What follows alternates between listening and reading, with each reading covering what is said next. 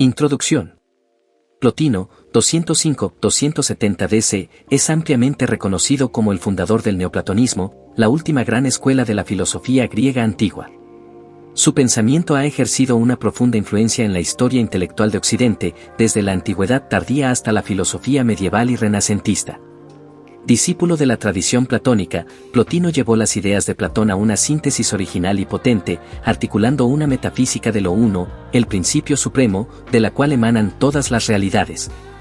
Un sistema que integró elementos de Platón, Aristóteles, el pitagorismo e incluso el estoicismo. Sus escritos, compilados por su discípulo Porfirio bajo el título de Eneadas, constituyen una de las obras filosóficas más influyentes de la antigüedad tardía. A través de ellas, Plotino desarrolló una teología filosófica en la que el universo es concebido como una serie de emanaciones procedentes de una realidad última, eterna e inmaterial a la que llamó lo uno. De esta realidad suprema surgen sucesivamente la inteligencia divina o nous y el alma del mundo y las almas individuales. En una jerarquía del ser que explica el orden del cosmos y la presencia de la divinidad en todas las cosas. La importancia de Plotino en la historia de la filosofía es difícil de exagerar.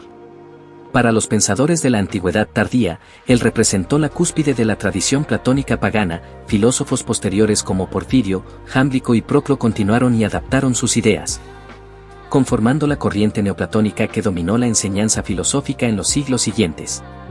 Al mismo tiempo, muchos pensadores cristianos adoptaron conceptos plotinianos para articular su propia teología.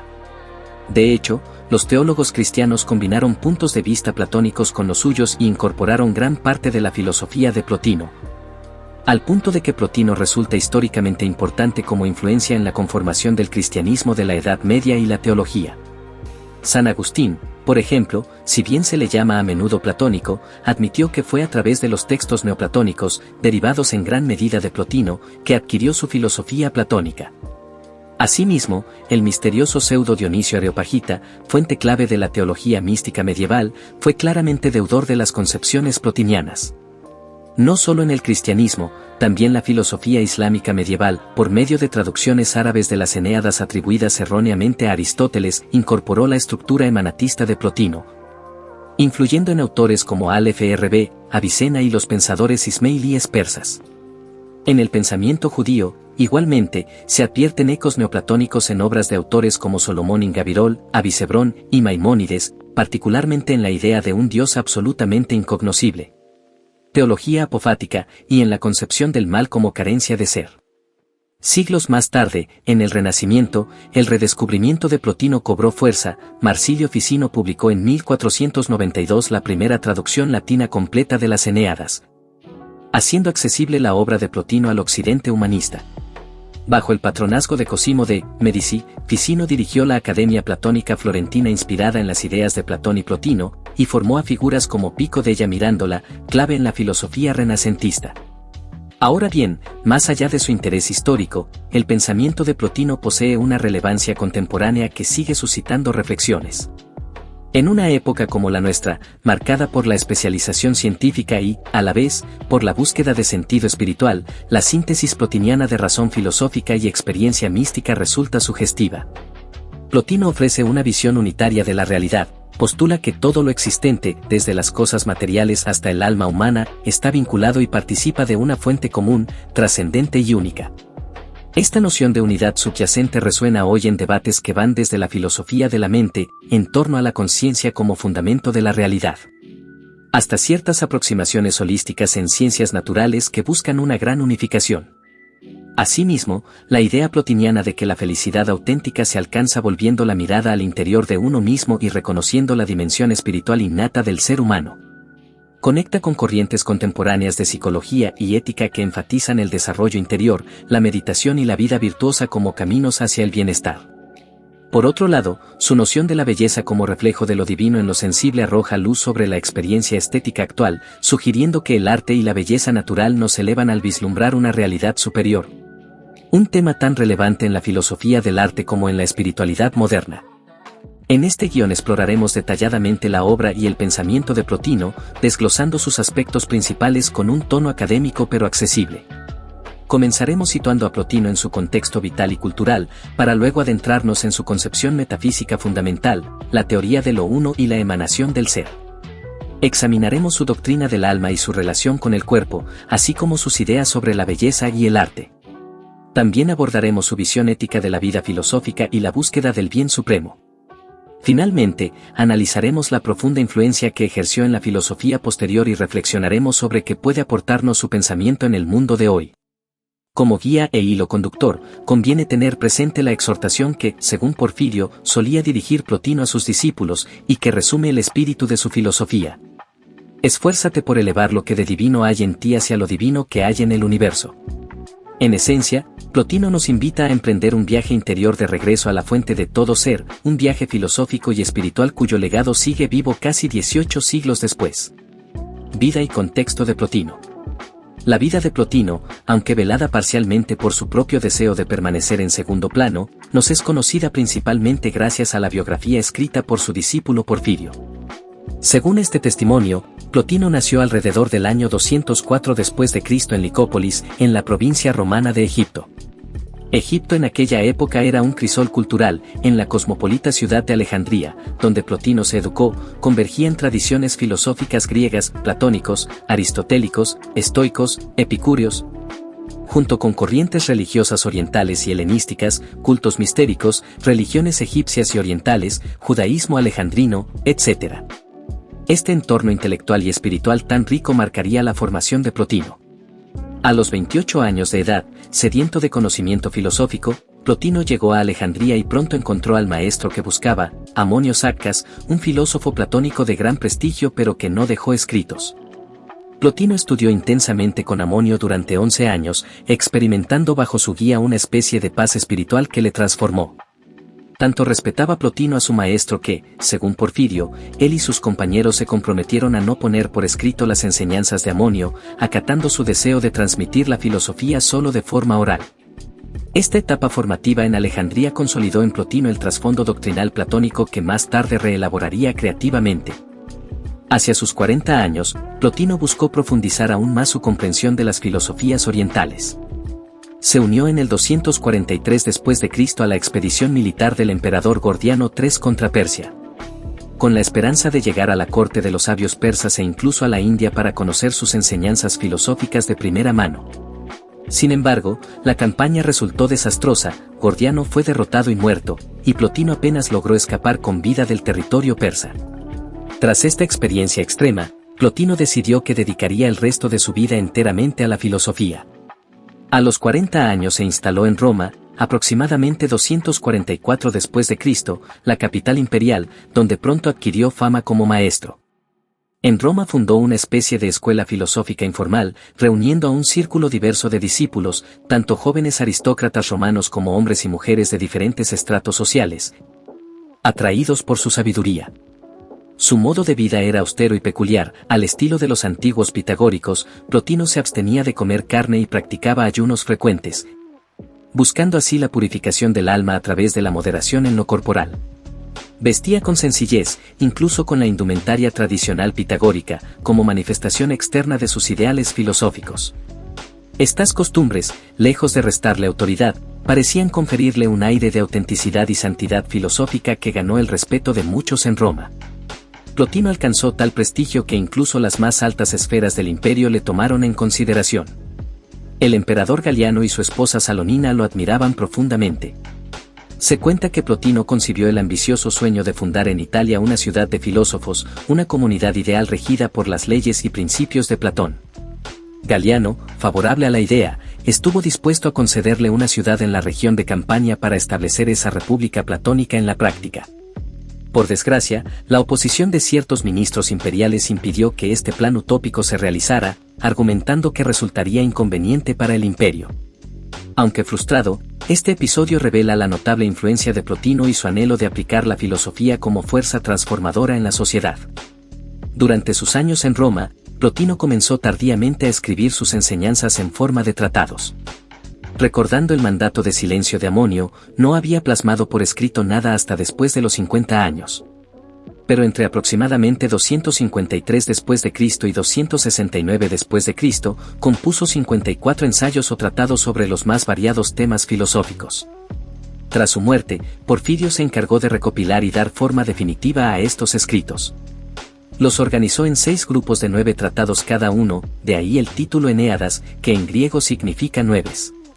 Porfirio no solo ordenó los tratados siguiendo criterios temáticos más que cronológicos, sino que también escribió una introducción biográfica, Vida de Plotino, donde relata muchas anécdotas y describe la personalidad de su maestro. Cabe señalar que la palabra hipóstasis, que significa sustancia o realidad fundamental, utilizada para referirse a las 3 realidades principales de la metafísica plotiniana, 1, nous, alma, fue introducida por Porfirio. En los textos originales de Plotino ese término no aparece. Esto muestra cómo Porfirio conceptualizó la enseñanza de Plotino para transmitirla a la posteridad.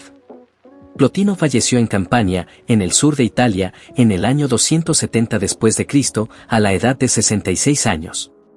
Según Porfirio, sus últimas palabras fueron: trata de llevar lo divino que hay en ti hacia lo divino que hay en el universo, la cita ya mencionada, reiterando así su ideal supremo de unión mística con lo uno.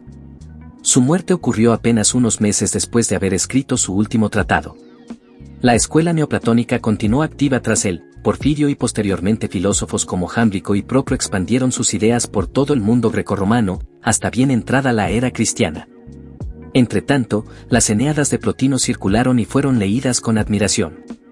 En ellas se reconoce una filosofía de enorme originalidad y profundidad, que comentaba y reinterpretaba a Platón pero llevando sus intuiciones a un sistema metafísico más estructurado y completo.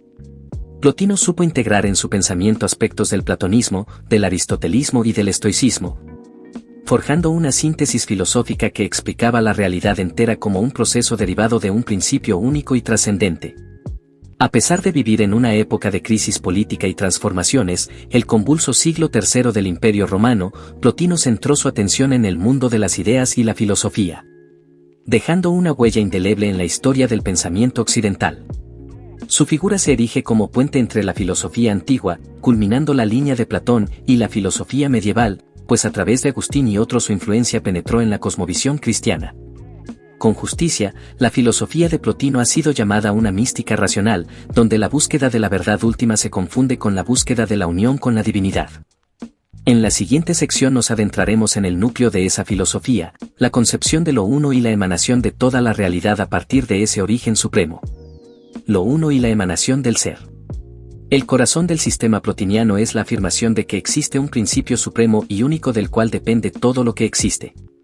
A ese principio Plotino lo llama simplemente lo uno, en griego το γεν, lo uno, neutro impersonal, también identificado con el bien absoluto, y lo concibe como la realidad última, infinita e indescriptible. Dado que lo uno trasciende todo ser determinado, no podemos propiamente decir nada positivo de él, está más allá del ser y cualquier atributo que intentemos aplicarle le quedaría insuficiente o inadecuado. Plotino adopta así una vía negativa o apofática para referirse a lo uno: solo podemos decir lo que no es múltiple, no es material, no está limitado, etc., pero no que es en su intimidad. En las Eneadas, insiste en que lo uno es unidad absoluta y simplicidad pura, carente de toda forma o diferenciación interna. Por ejemplo, escribe: el uno está más allá del ser y, por lo tanto, no hay ninguna definición que lo describa positivamente, pues excede nuestra capacidad conceptual. En cierto sentido, Plotino equipara lo uno con la noción platónica de bien, del sumo bien del que hablaba Platón en la República, pero incluso decir bien es una forma de nombrarlo desde nuestro entendimiento. Para Plotino, lo uno sobrepasa todas las categorías, incluso la de ser bueno tal como entendemos la bondad. A pesar de su carácter inefable, Plotino nos brinda algunas indicaciones sobre lo uno recurriendo a analogías y paradojas. A veces lo llama Dios, pero aclara que no se trata de un Dios personal con voluntad o pensamiento, sino del fundamento impersonal de toda realidad. Otras veces lo denomina unidad o monad, enfatizando su indivisibilidad perfecta. Una imagen frecuente es considerar lo uno como una fuente luminosa ilimitada, así como la luz emana del sol, toda realidad emana de lo uno. Sin embargo, incluso esta comparación es incompleta, porque lo uno no piensa ni hace emanaciones deliberadamente, carece de toda acción intencional o necesidad. Plotino llega a decir que no debemos concebir lo uno como un ser que piensa o quiere, ya que pensar implicaría dualidad, un sujeto y un objeto pensado, y querer implicaría carecer de algo y tender hacia ello. Cosas incompatibles con la perfección autosuficiente del uno. Lo uno no es un ser que actúa, sino la condición misma de posibilidad de todo acto y de todo ser. Es, en palabras de Plotino, más que perfecto y por eso no tiene voluntad, pues está mucho más allá de esa clase de procesos, simplemente es en su plenitud ilimitada. Si lo uno es absolutamente uno y pleno, ¿cómo se explica la existencia de la múltiple variedad de seres del mundo? Este es el gran problema que enfrenta Plotino, cómo pasar de la unidad absoluta a la multiplicidad sin comprometer la trascendencia y perfección de aquella. La solución que propone es la teoría de la emanación, emanesis o proodos en griego. A diferencia de la noción de creación ex nihilo, de la nada, propia del pensamiento judeocristiano, la emanación plotiniana no implica un acto deliberado de un Dios personal, sino un desbordamiento natural y necesario de la abundancia del uno. Plotino sugiere que lo uno, siendo absolutamente perfecto, rebosa de su perfección dando origen a otros niveles de realidad, sin menguar en nada por ello. Usa una bella analogía: lo uno es como una luz intensísima y los seres menos perfectos deben, por necesidad, emanar del más perfecto. De igual modo que el sol emite luz sin perder su brillo, lo uno difunde el ser sin perder nada de sí. También compara esta difusión con el reflejo en un espejo, la imagen aparece en el espejo sin afectar ni alterar al objeto original. Así, la multiplicidad surge de la unidad de manera temporal y eterna, como un proceso constante. No es que primero estuviera solo lo uno y luego en el tiempo emanaran las cosas. Plotino insiste en que el tiempo mismo es parte de la emanación, no algo previo, sino que ontológicamente lo uno es la fuente permanente de ser de todo lo demás. En palabras de Plotino, en la medida en que existe un principio, de él deriva inmediatamente todo lo demás, su perfección es tal que él es a la vez principio y fin. Es todo a la vez consigo mismo y no tiene necesidad de nada. La estructura de la realidad, entonces, se entiende como una jerarquía de tres niveles fundamentales, las famosas tres hipóstasis del neoplatonismo: en la cumbre lo uno, por debajo de él la inteligencia divina o nous, y emanando de esta el alma, que a su vez origina el mundo sensible. Plotino recalca que solo lo uno es el principio absolutamente primero, las otras dos hipóstasis, nous y alma, dependen del uno y son derivadas de él. No obstante, cada nivel tiene su propia integridad y realidad. Veamos en detalle cada uno. Lo uno es la primera hipóstasis y el origen de todo. Como ya explicamos, es indescriptible e infinito. Plotino lo considera el centro de toda su doctrina. Está por encima del ser, más allá del ente, como diría luego la tradición cristiana influida por esto. Por lo que solo podemos acercarnos a él por vía negativa o mediante la experiencia mística directa. De hecho, Plotino adoptaba ante lo uno una actitud reverente, casi de silenciosa adoración. Antes que decir algo sobre el uno y equivocarme, prefiero guardar silencio, viene a afirmar, reconociendo que cualquier concepto humano es inadecuado. Sin embargo, filosóficamente deduce algunas propiedades negativas: lo uno es ilimitado, perfecto, simple, eterno, inmutable. No posee ninguna composición interna, no es cuerpo, ni alma, ni intelecto, en cierto sentido, más allá del ser y la inteligencia. Por ser uno sin división, en él todas las cosas están unidas de modo supraexistente. Plotino llega a decir que el acto de existir de todos los entes depende directamente del uno. Él es la unidad máxima y fundamento de la realidad. Por eso, ¿qué podría existir que no fuera uno? Pregunta citando un argumento: toda cosa, para ser, debe tener unidad en sí, cuanto menos unidad, menos realidad tiene. Así, lo uno es la unidad absoluta que confiere ser y unidad a todo lo demás. Este primer principio no piensa ni actúa discursivamente. Plotino insiste en esto porque pensar implicaría dualidad sujeto-objeto y actuar implicaría cambio, cosas incompatibles con lo uno. Lo uno trasciende incluso la dualidad de conocer, es más allá de la inteligibilidad. Si lo llamamos Dios, debemos entender que es Dios en un sentido filosófico muy abstracto, no el Dios creador artesano que imagina la tradición. Plotino rechaza la imagen de un demiurgo que fabrica el mundo con deliberación, como en el mito del Taimeo de Platón. En cambio, lo uno produce la realidad sin intención, por su sobreabundancia de ser, de forma análoga a como el bien es difusivo de sí mismo, idea quizás heredada de la filosofía griega anterior. El nous, intelecto divino, es la segunda hipóstasis, emanada inmediatamente de lo uno. Aunque Plotino reconoce que términos como nous no tienen traducción exacta, podemos entenderlo como la mente divina o intelecto cósmico, también descrito como la inteligencia universal. Si lo uno es absolutamente simple e incognoscible, el nous representa el primer otro que surge de lo uno, conteniendo ya multiplicidad dentro de la unidad en forma de pensamientos, como surge el nous del uno. Plotino lo explica metafóricamente: lo uno, al desbordarse, da lugar a una realidad que volviéndose hacia su origen intenta contemplarlo, y en ese acto se constituye a sí misma como intelecto. El nous es básicamente pensamiento perfecto, es la inteligencia pura y autopensante. A diferencia de lo uno, en el nous sí hay dualidad mínima, es a la vez sujeto pensante y objeto pensado, aunque en el ambos coinciden, es pensamiento de pensamiento, recordando al nous aristotélico que se piensa a sí mismo. En el nous residen las formas platónicas eternas. Es decir, las esencias o arquetipos de todas las cosas. Plotino identifica el nous con el mundo inteligible platónico, es la realidad de todas las ideas, contempladas en un único acto intelectual total. Por eso a veces lo equipara con el logos o la mente de Dios, incluso con la figura del demiurgo platónico, como indica la tradición, identificado metafóricamente con el demiurgo del Taimeo de Platón. Podemos imaginar el nous como una gigantesca mente divina que abarca todos los pensamientos verdaderos. Allí están la idea de justicia, de belleza, las formas de los seres vivos, etc., en perfecta unidad. Plotino recurre a la analogía del sol y su luz para ilustrar la relación uno-nous. El uno sería como el sol y el nous como la luz. La luz permite ver al sol, de modo semejante, el nous es la luz mediante la cual el uno se contempla a sí, aunque el uno en realidad no requiere contemplarse. Esta es una imagen pedagógica, y, a la vez, es la vía por la que nosotros, seres racionales, podemos contemplar al uno. En efecto, el nous es la puerta hacia lo uno, nuestra mente finita puede volverse hacia adentro y tratar de contactar con el nous, porque en el fondo nuestra alma racional es imagen de ese nous. Plotino afirma que el nous es cognoscible para nosotros si apartamos la atención de los sentidos y miramos con la mente pura. Dentro de la jerarquía, el nous es inferior al uno, pues depende de él, pero es superior a todo lo demás. Por eso es llamado también el ser o la realidad plena. Plotino considera que el ser verdadero equivale al intelecto, ya que ser, ousia, significa tener determinación e inteligibilidad, cosa que el uno trasciende. Así, a veces se refiere al nous simplemente como el ser, toon, o la realidad inteligible.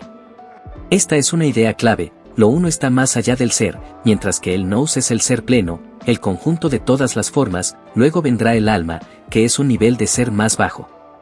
En palabras de Plotino, todos los entes son entes en virtud de lo uno: cuanto más ser, más unidad; cuanto menos ser, menos unidad.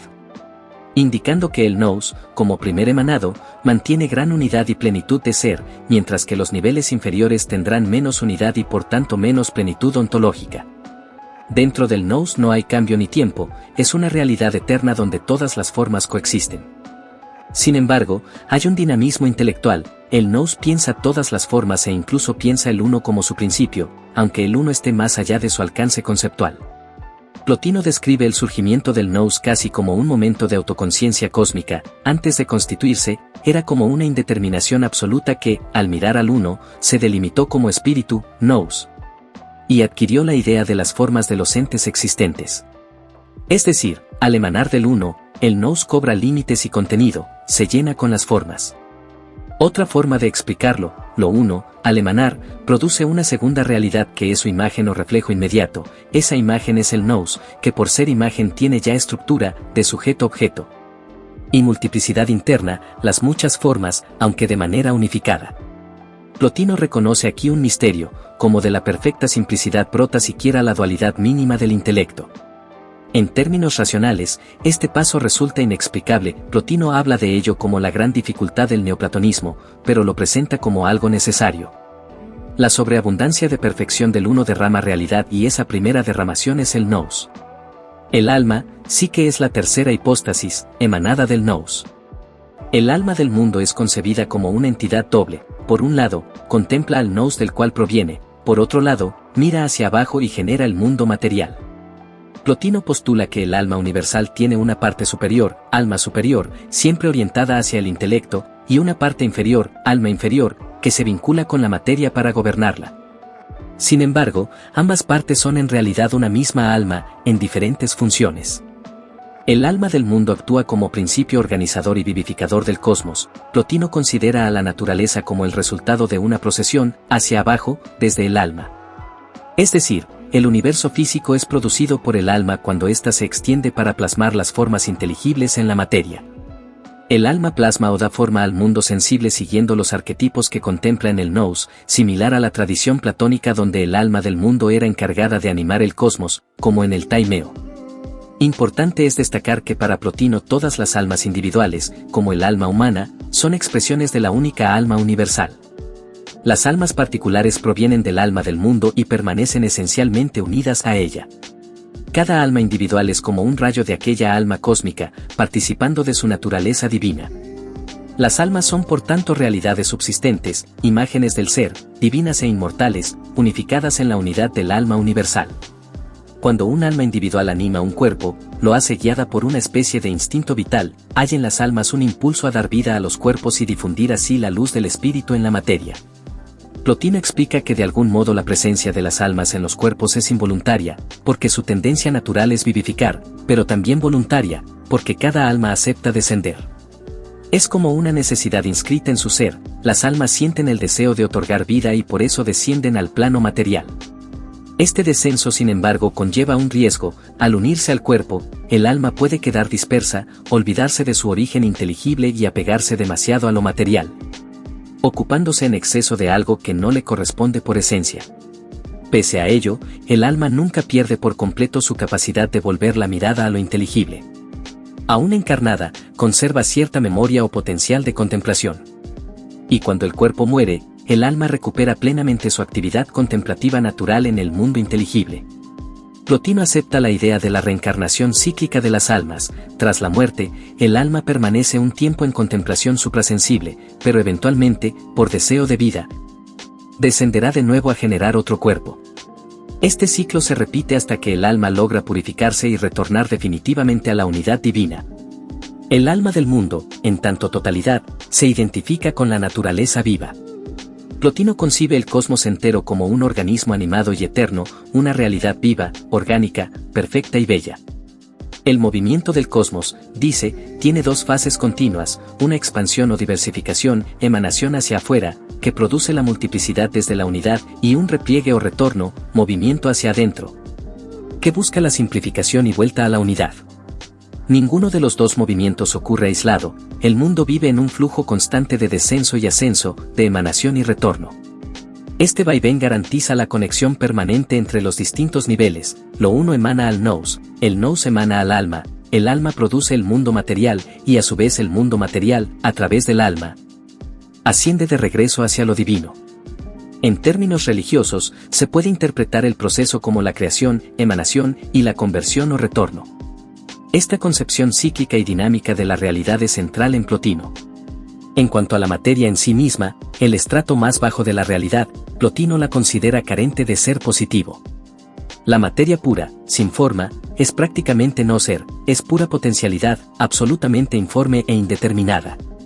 De hecho, identifica la materia con la ausencia o privación total, llega a decir que la materia es casi nada, una especie de sombra sobre la cual las formas proyectan imágenes. Usa la metáfora del espejo, el espejo no contiene nada propio, pero permite que aparezcan en él imágenes sin retenerlas, así la materia, aunque en sí es nada, sirve de espejo para que en ella se refleje el ser. Esta visión de la materia tiene implicaciones para el problema del mal. Si la materia es carencia de bien y de ser, entonces el mal no es una sustancia positiva creada por Dios, sino simplemente la ausencia de perfección. Tema al que volveremos en la sección ética. En cualquier caso, Plotino enfatiza que, a pesar de la no ser de la materia, el mundo material es bello y ordenado gracias a la presencia inmanente del alma y del nous en él. El mundo sensible es una imagen del mundo inteligible, y quien tiene conciencia del uno puede ver el mundo precisamente como manifestación de la inteligencia y el alma. Con esta afirmación, Plotino se distancia de posiciones gnósticas radicales que despreciaban la creación material. Para él, el cosmos físico es una teofanía, una revelación de lo divino, aunque atenuada por la distancia ontológica. La razón de que exista un mundo material, aun siendo este el nivel más débil de realidad, es precisamente la lógica de la emanación. Desde el momento en que hay un principio, todo lo demás deriva de él inmediatamente. No hace falta buscar una causa ulterior para este principio, ya que su perfección es tal que principio y fin coinciden en él. Es decir, dada la plenitud de lo uno, todo lo posible fluye de él, llegando hasta ese extremo lejano que es la materia.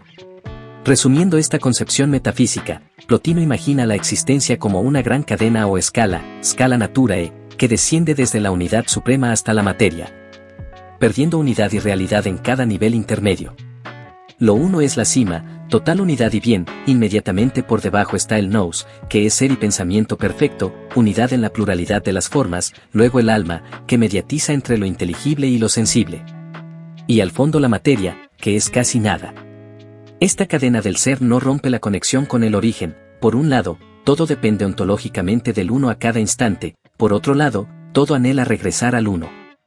Cada nivel inferior aspira al superior, la materia anhela forma, las almas encarnadas ansían volver a la vida intelectual, el nous mismo se orienta amorosamente hacia lo uno.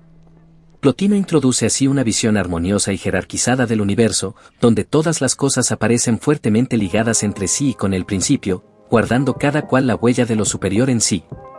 Esta idea de un universo coherente y participado por la divinidad resultó muy atractiva para pensadores posteriores, en especial para teólogos cristianos que la encontraron concordante, hasta cierto punto, con la noción de creación divina.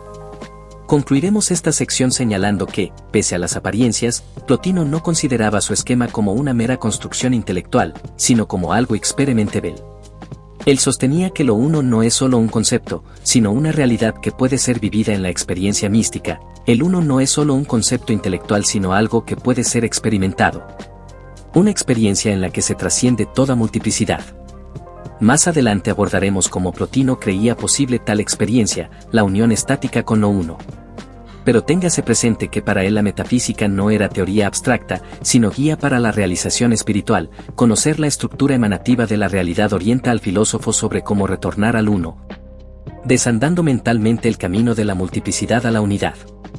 En la siguiente sección, profundizaremos en la concepción plotiniana del alma, especialmente centrada en el ser humano y su vínculo con el cuerpo y la materia, sentando las bases para entender después la ética del ascenso espiritual.